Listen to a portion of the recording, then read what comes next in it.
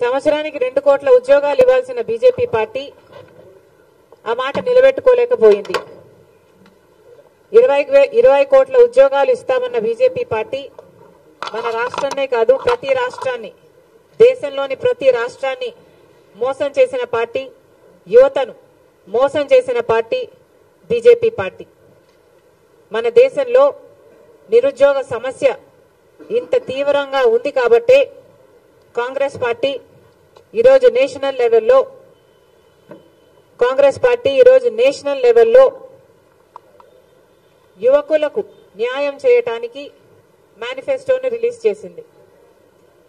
మొన్న రాహుల్ గాంధీ గారు, కాంగ్రెస్ ప్రెసిడెంట్ ఖార్గే గారు కలిసి యువకుల కోసం రిలీజ్ చేసిన నేషనల్ మేనిఫెస్టో ఒకసారి మన రాష్ట్ర ప్రజలకు కూడా తెలియాలి కాబట్టి ఆంధ్ర రాష్ట్ర కాంగ్రెస్ పార్టీ అధ్యక్షురాలిగా ఈరోజు కాంగ్రెస్ పార్టీ నేషనల్ అజెండా యువత కోసం ఈ విధంగా ఉంది అని డిక్లేర్ చేస్తున్నాం. భర్తీ భరోసా అనే స్కీము కాంగ్రెస్ ప్రభుత్వము అధికారంలోకి వచ్చినాక 30 లక్షల ఉద్యోగాలను భర్తీ చేస్తుంది అని దేశంలోని యువతలందరికీ మాటిస్తున్నాం.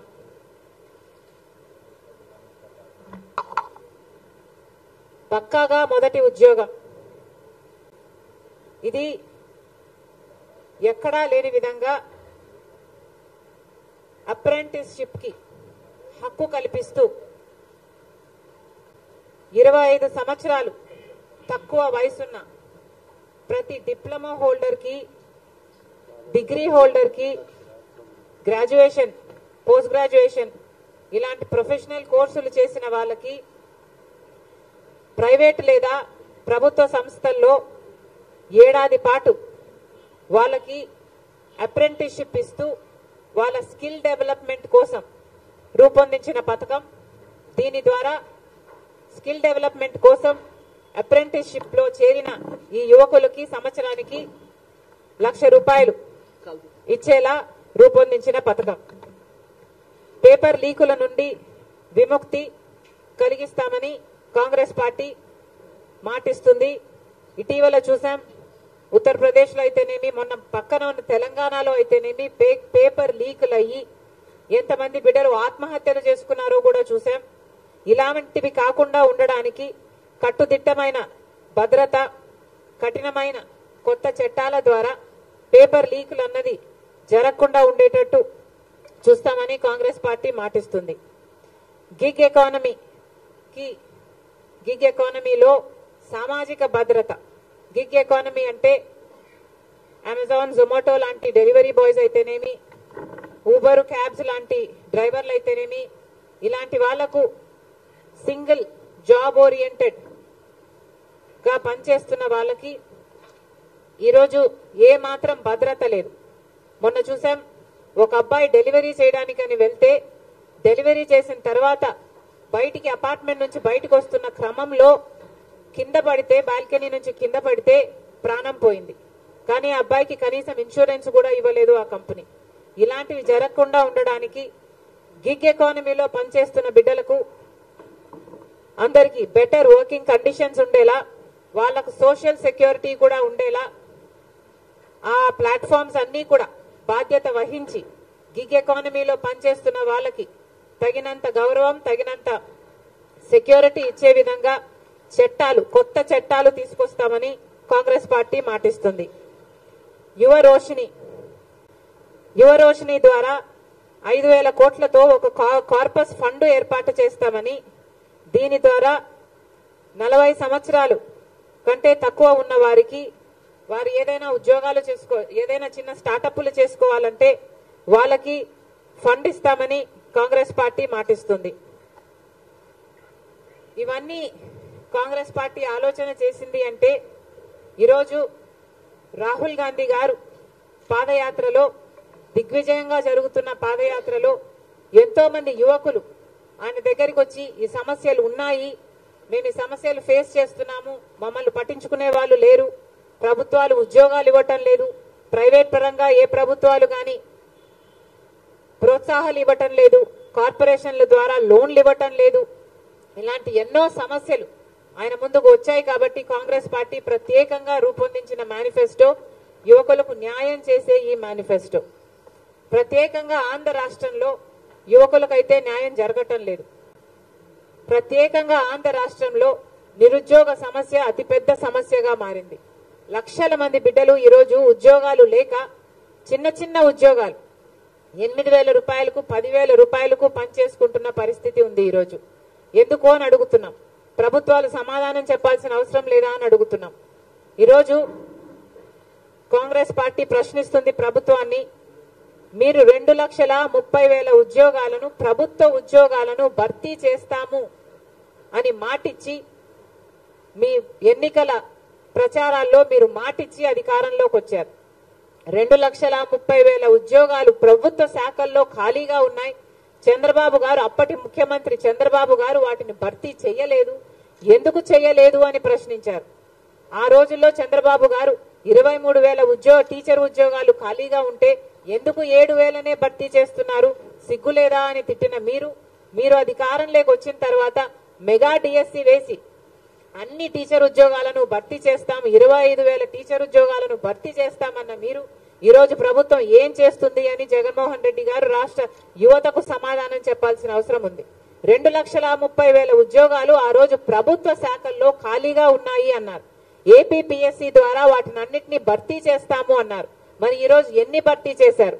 ఎన్ని భర్తీ చేయలేదు. కనీసం 10% కూడా భర్తీ చేయలేదు. కనీసం 2% కూడా భర్తీ చేయలేదు. మీరు మీకు కావాల్సిన వాళ్లకు, మీ కార్యకర్తలకు మీకు కావాల్సిన ఉద్యోగాలు ఇచ్చుకొని వాటిని పర్మనెంట్ చేస్తామని చెప్తున్నారు తప్పితే 2,30,000 ఉద్యోగాలు ప్రభుత్వ శాఖల్లో భర్తీ చేస్తాము, ఖాళీగా ఉన్నాయని చెప్పిన మీరు ఎందుకు చేయలేదు అని అడుగుతున్నాం. కనీసం మీరు చేయకపోగా, బిడ్డలకు సమాధానం ఇవ్వకపోగా ఈరోజు మెగా డిఎస్సి వేస్తామని చెప్పిన మీరు 2,30,000 ఉద్యోగాలు ఒక పక్క వేయకపోగా ఈరోజు 23,000తో మెగా డిఎస్సి వేస్తారు అని 5 సంవత్సరాలుగా పిల్లలు ఈ రోజు వరకు ఎదురు చూస్తూనే ఉంటే ప్రభుత్వం ఈరోజు చేసింది ఏమిటి అంటే ఒక దగా డిఎస్సి 6,000 ఉద్యోగాలతో ఒక దగా డిఎస్సి విడుదల చేశారు. ఇది ఎక్కడి న్యాయం అని అడుగుతున్నాం. ఆ రోజు 7,000 ఉద్యోగాలు చంద్రబాబు విడుదల చేస్తే టీచర్ ఉద్యోగాలు సిగ్గులేదా అని మీరు తిట్టారు. మరి మీరు 6,000 ఉద్యోగాలే భర్తీ చేస్తున్నారు అంటే, దానిల కోసమే మీరు పరీక్షలు నిర్వహిస్తున్నారు అంటే, అంతకే మీరు నోటిఫికేషన్ ఇచ్చారంటే, అది కూడా ఇంత ఆఖరి మూమెంట్ లో ఇంకా ఎలక్షన్లు 2 నెలలు ఉన్నాయి అనంగా మీరు విడుదల చేశారు అంటే మీకు ఏం చిత్తశుద్ధి ఉంది అని అడుగుతున్నాం.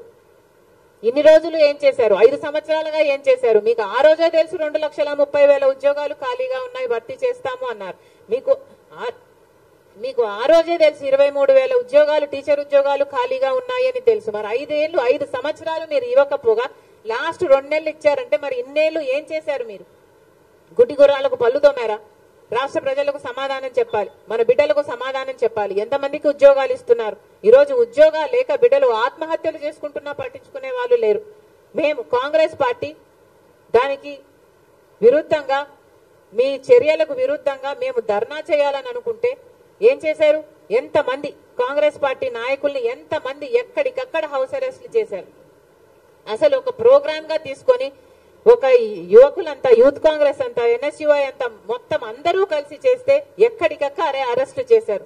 తీరా కాంగ్రెస్ పార్టీ అధ్యక్షురాలుగా నేను కూడా చెయ్యబోతే, తీరా నన్ను కూడా హౌస్ అరెస్ట్ చేయబోతే తప్పించుకొని వచ్చి ఆఫీస్లోనే, కాంగ్రెస్ పార్టీ ఆఫీస్ ఇదే బిల్డింగ్ లో రాత్రంతా గడపాల్సి వచ్చింది.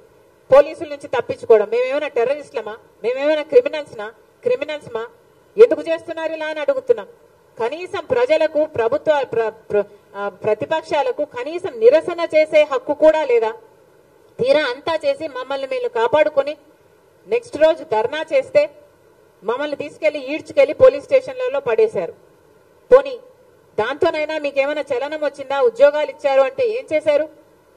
పోలీసులు వాడుకుంటున్నారు, మీ అధికార దుర్వినియోగం చేస్తున్నారు తప్పితే అసలు మీకు బీజేపీ పార్టీకి ఏమిటి తేడా అని అడుగుతున్నాం. బీజేపీ పార్టీ వాళ్ళకి ఇష్టం లేని వాళ్ళ మీద, వాళ్ళ కోపం వచ్చిన వాళ్ళ మీద ఈడీని ప్రయోగిస్తుంది, ఇన్కమ్ ట్యాక్స్ ని ప్రయోగిస్తుంది.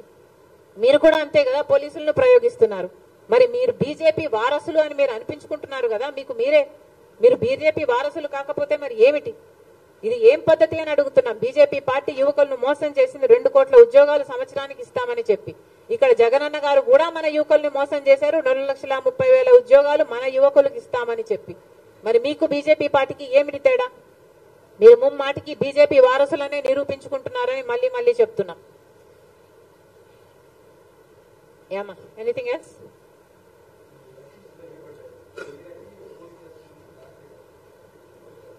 దగ్గరికి వస్తున్నాయని మీరే చెప్తున్నారు కదా, క్లారిటీ కూడా వస్తుంది.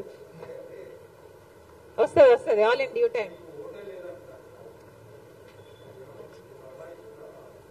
ప్రక్రియ జరుగుతుంది. ఓకే, అంతేనమ్మా.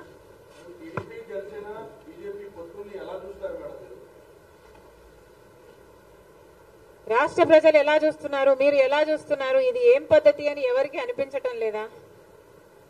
అసలు గమనించాల్సిన పాయింట్ ఏమిటంటే, మన రాష్ట్రంలో ప్రత్యేక హోదా గురించి ఊసే లేకుండా చేశారు తెలుగుదేశం పార్టీ వైసీపీ పార్టీలు కలిసి.